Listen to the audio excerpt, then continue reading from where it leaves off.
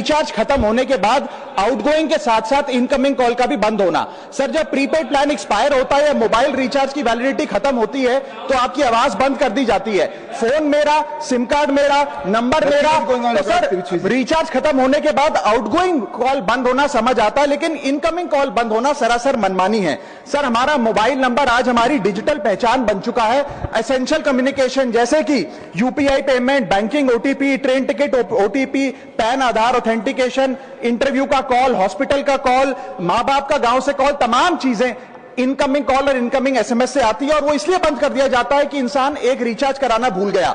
Sir, incoming call बंद करना is not stopping of a service, ये हमारे राइट टू कम्युनिकेशन को स्टॉप करने जैसा है। सर, जैसे आपका आधार कार्ड इसलिए एक्सपायर नहीं हो जाता कि आपने डिटेल अपडेट नहीं करी, या आपका बैंक का खाता इसलिए बंद नहीं हो जाता कि आपने मंथली डिपॉजिट जमा नहीं किया, या आपका वोटर आईडी इसलिए सस्पेंड नहीं हो जाता कि आप एक चुनाव में वोट डालना भूल गए। ठीक उसी तरह आपका मोबाइल नंबर इसलिए सस्पेंड और डीएक्टिवेट नहीं होना चाहिए कि आप एक रिचार्ज भूल गए। सर, मैं सदन में फ्री आउटगोइंग की मांग नहीं कर रहा, फ्री डेटा की मांग नहीं कर रहा, लेकिन इनकमिंग कॉल फैसिलिटी की गारंटी होनी चाहिए। मेरी 3 स्पेसिफिक मांग है। पहली, प्रीपेड मोबाइल कनेक्शन में इनकमिंग कॉल और इनकमिंग एसएमएस कम से कम 1 साल तक कंटिन्यू रहे, चलता रहे from the date of the last recharge, ताकि एसेंशियल कम्युनिकेशन चलती रहे। दूसरी, deactivation of the mobile number after 3 years. ऐसा ना हो कि आपका मोबाइल नंबर किसी को आपका मोबाइल नंबर बंद करके किसी और को अलॉट कर दिया जाए। कम से कम 3 साल का ग्रेस पीरियड देना चाहिए from the date of the last recharge. And third demand, mobile operator should introduce a low cost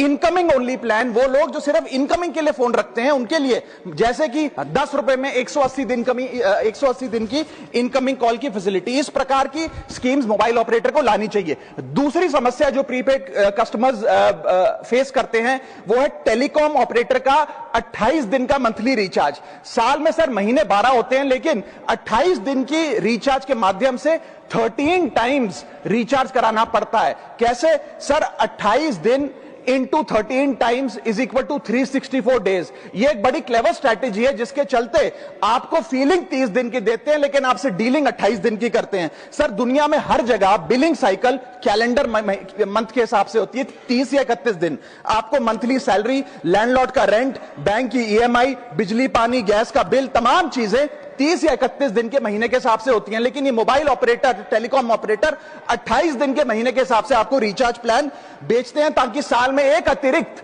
recharge आपको मिल जाए।